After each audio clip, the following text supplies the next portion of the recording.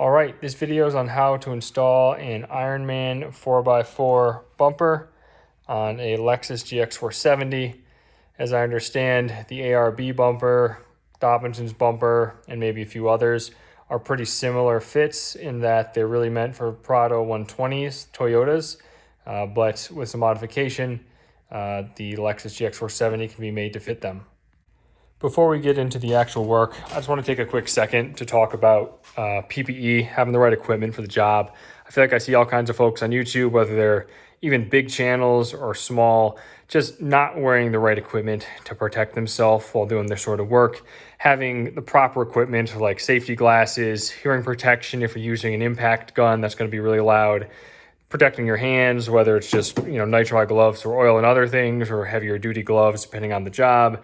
Even having a dust mask or even a respirator like this are really important when you're doing this work to protect yourself, because you're not going to be able to enjoy the fruits of your labor if you've seriously damaged, one of your senses or your body physically. So just make sure that you're protecting yourself, wearing proper equipment. This job is going to require some cutting, some grinding likely, so please make sure you have the right stuff before you get started.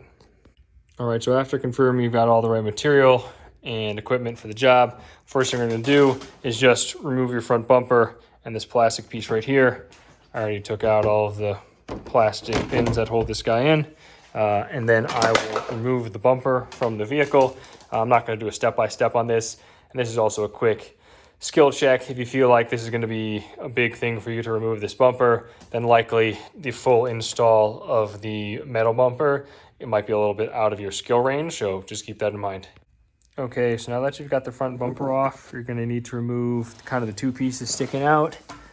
The bumper support or bash bar right there, which has several bolts on each side that support it. This is where you're going to put the new piece,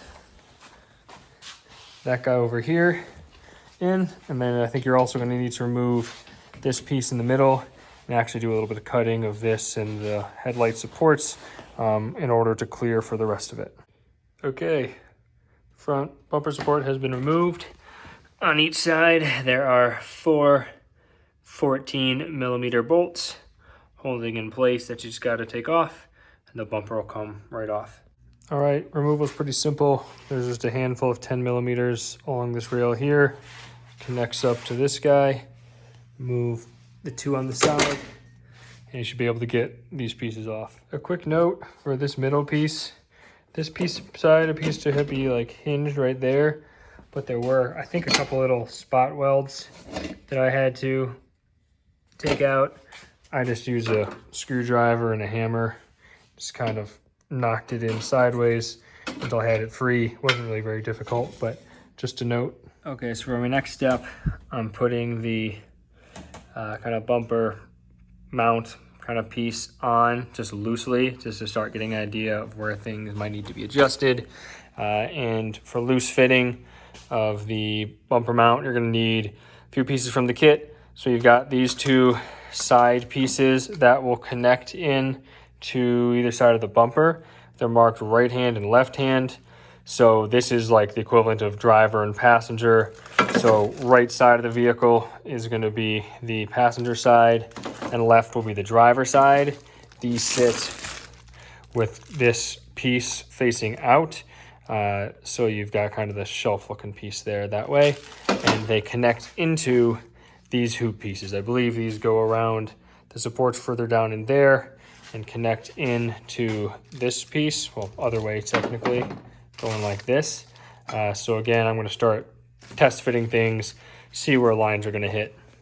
Okay, so between the pictures on the forum and just starting to line these side pieces up with the bumper mount, it's obvious that this line right here on both this side and the other side, there's a couple of bolts holding this in place, like that guy right there.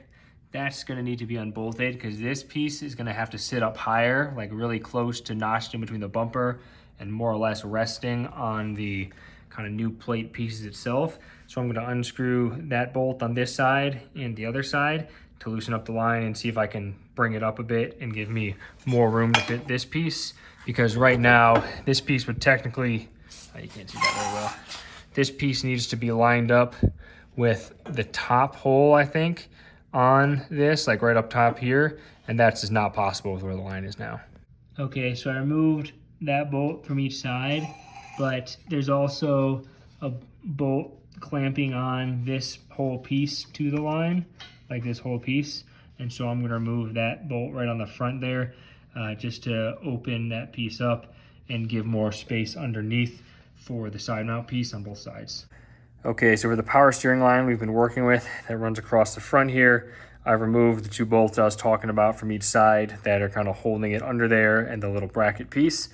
So now there is a little bit of flex in the hose overall, but it can't just easily sit a bit higher up like it needs to for once the side plates get mounted in for this kind of core support, bumper support replacement that'll hold the actual steel bumper itself. Okay, so before you put the bumper on, once you've got the line looser, I'm going to try and just put these brackets in here that would connect to those side reinforcement pieces. I've done it on this side. I've also got it on that side. You can see locked around the arm right there, facing that way. Okay, so with just a little bit more adjustment of this upwards right here at that bracket, and just being nice and careful with the line, I've got this piece onto the studs coming out of the other one. Okay, so it's definitely gonna take a little while to figure this power steering line out. So I just disconnected these tabs completely so the line's nice and free. I went ahead and just lightly put the bumper on after I got the first couple screws in on the side here. These are the M10 by 1 1/4 nuts, and I also put the locking washer on there and regular washer. So just very lightly put those on. Clearly the challenge here is that there's a bolt down there, bolt hole, where you really got to push this piece up quite a ways, which pushes on the line. So just figuring out how to triangulate that with the line. There's a bit that might be rubbing on the chassis there. I don't know if I need to wrap that in something. So figuring that out, more to come. Okay, so nothing I was doing was quite working to really give me the flexibility I need. So I figured out what you have to do to really get this line loose. So you have to access it through your mud flap. There's a bolt that holds in the power steering line on the inside here, like right down here, that holds this line clamp in. And there's one on the frame rail at about the same location on the other side. Just trying to locate it in my picture here. You see that down there? It's kind of shiny right now. That's where the bolt was. Same thing for this power steering line. It really loosens it up so that you have way more room to like bring it up, forward, move it around, and not have as much tension like under this line, kind of on the frame too. There's a lot of tension, so that relieves it. So I think that'll allow me to finally boost this up like way more like that, and then figure out exactly how things need to lay. And then maybe I'll try and adjust those clamps that sit down here, maybe hold them in, maybe zip tie, I don't know. But that seems like it was essentially the golden ticket here for loosening this up. Okay, so I've got everything loosely fit on the car, starting to snug up the bolts up here on either side.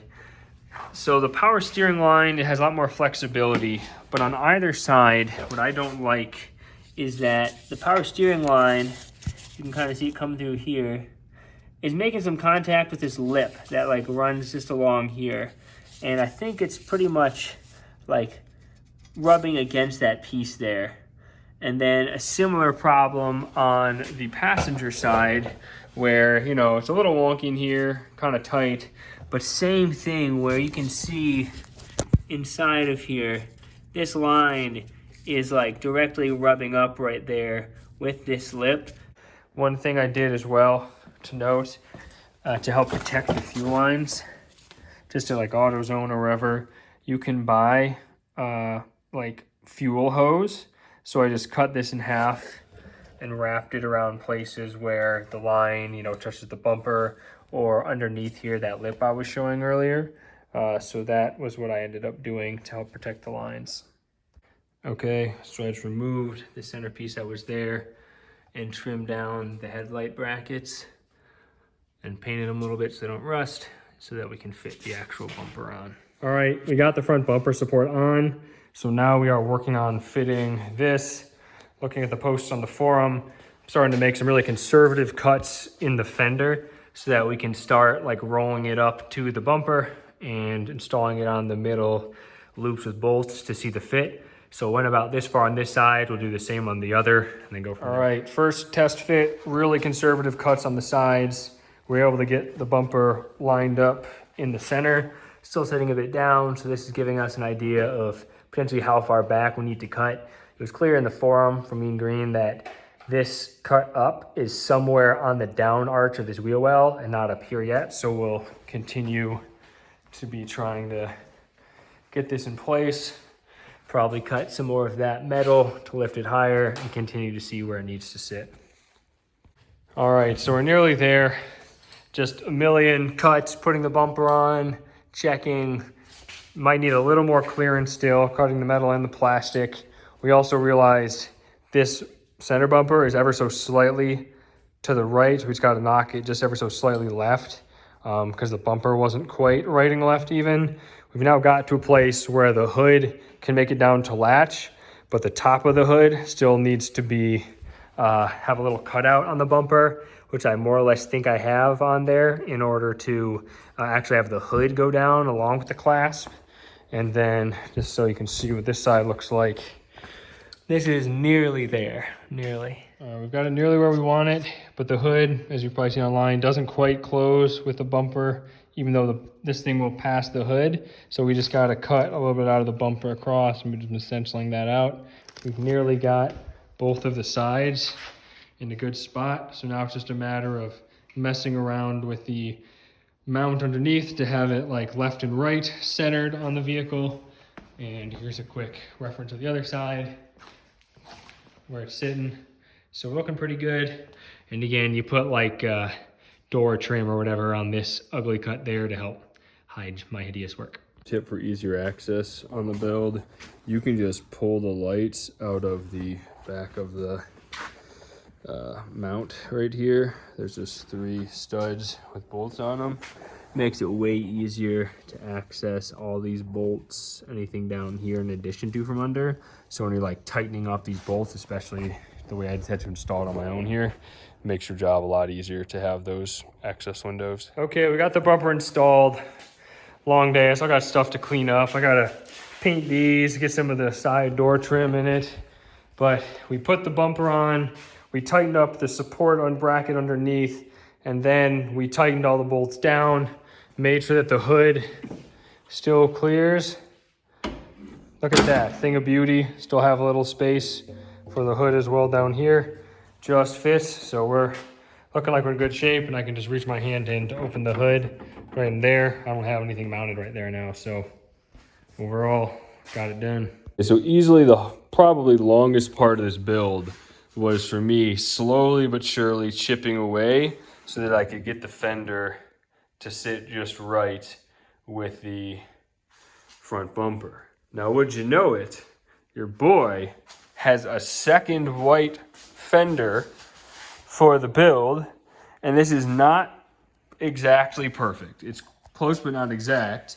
But rather than having to make super duper ultra conservative cuts a million times, I thought I'd try and give a very rough outline of what the cut I at least made was on the right side. And literally on the left side, I had a little bit less of a sort of scoop right there. Right, you see that scoop? I had a little less of that on the driver's side, but at least for my passenger side, here's what it looked like. Turn the light on to see if that'll help. So essentially, this angle is 2.5 inches long, that line there. This is the point here where the flat part of the fender meets the arch. It's 2 inches up to my cut. And then the distance between here and here on a straight line is 1 7/8 inches. So then from this point here, I have 8.25 inches, approximately straight across. As you can see here, it's 2 in the middle-ish, it's 1 3/4, and then at the kind of point here, it's 1.5. And then from there, the angle I cut, kind of the scoop here, so it wasn't necessarily even exactly a straight line, but the approximate scooped cut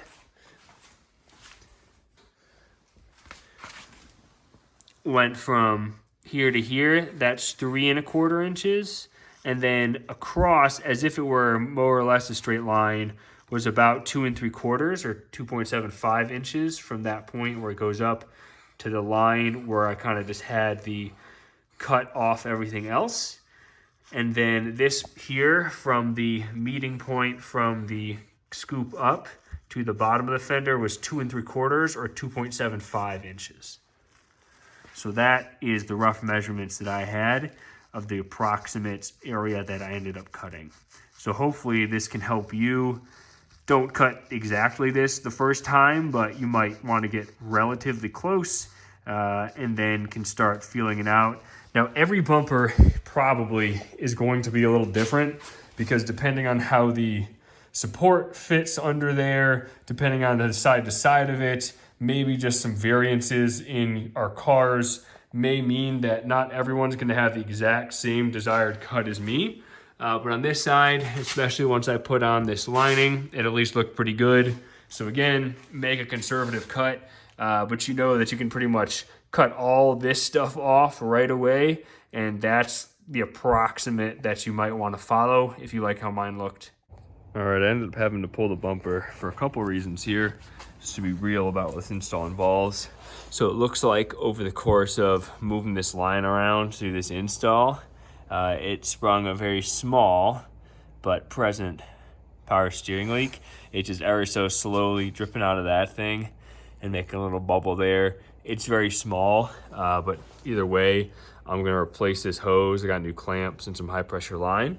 And the second thing that happened was some of these got a bit stripped out when I was removing the bolts. I think it's the fact that from the front, it sits like this on both sides. So you need to put kind of like sideways pressure on it, I think, to both loosen the original bumper and then also a support, and then also to put this one back on.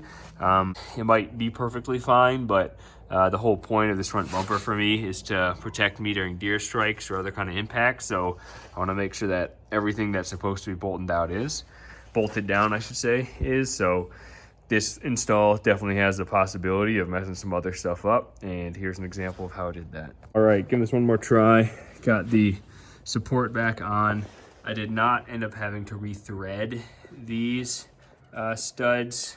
Luckily, just new bolts went on them freshly. It seemed like the old ones just kind of stripped out. So these are, for future reference, M10 by 1 1/4. I recommend you just get some of these to have on hand in case yours strip out too. I got lock washers and then M12 washers to fit on the backs. That was the same size as the original flange bolts. That's like an M12 width with a 10mm nut. So ended up getting the job done with those. And I also got new power steering line installed. As of right now, not seeing any leaks coming out of the bottoms. I ran it a couple times. I haven't taken it for a full test drive, but that is what it is. As you can see more broadly, right, this is a little bit of a sketchy setup for the power steering line. I've kind of just got this one zip tied, put a little fuel line to protect it on top there, zip tied the other one to the AC line. So it isn't beautiful, but seems to work so far. See how it lasts long term. Okay, so I'm working on wiring up the fog lights first. So L Explorer, I think, is the YouTube guy's channel name.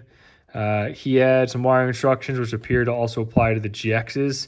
So there's 2 colored wires coming out of the factory harness. There is a green and there's a black and white wire. The black and white wire, I believe ground, goes to the black wire, and then the green one goes to the white wire. And I successfully turned on the fogs with that, so I'm going to clean this up. I also left a bit of wire so that I can try and route it around here or something a little cleaner than just having these hanging straight, since there is that opening up top, like for inclement weather and whatnot. So that's one thing I'm going to try and do. You might want to do as well. And as you can tell, I did have to chop the factory connector and plug and stuff that go to the factory fog light in order to get these wires connected. All right, as I zoom in, you see how nasty this cut actually is for the fender above the bumper. So as long as it's like halfway close like this, it really cleans up nicely with this door trim or door molding piece that you can get off Amazon. I think this roll is like $6.